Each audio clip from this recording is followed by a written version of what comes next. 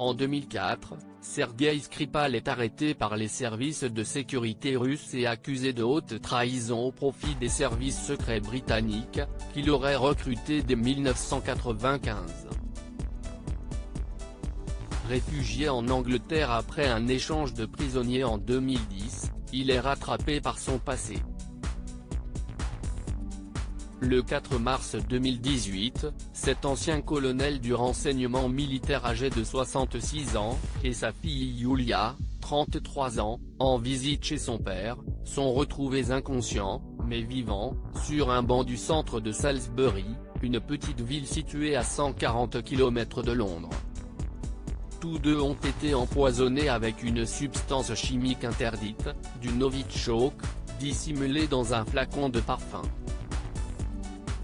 Tension palpable entre l'Angleterre et la Russie. L'affaire survient alors que la tension est déjà palpable entre l'Angleterre et la Russie après l'empoisonnement d'Alexandre Litvinenko avec une substance radioactive, le polonium-210, en 2006 à Londres. En quelques jours, les relations diplomatiques s'enveniment donc un peu plus entre les deux pays. Londres accuse Moscou. De son côté, le Kremlin dément et réclame des preuves ou des excuses. L'Union européenne soutient la position britannique dans ce bras de fer. La Russie campe sur ses positions, joue l'indignation et retourne la politesse à ses accusateurs, affirmant qu'ils souffrent d'espionnage obsessionnel.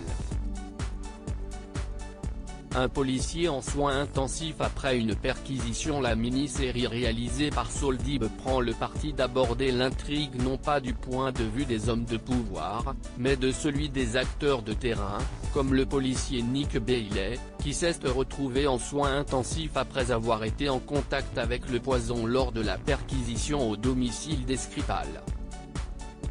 L'autre héroïne de cette production est Tracy Daskevich, directrice de la santé publique de Salisbury, interprétée par Anne-Marie Duff.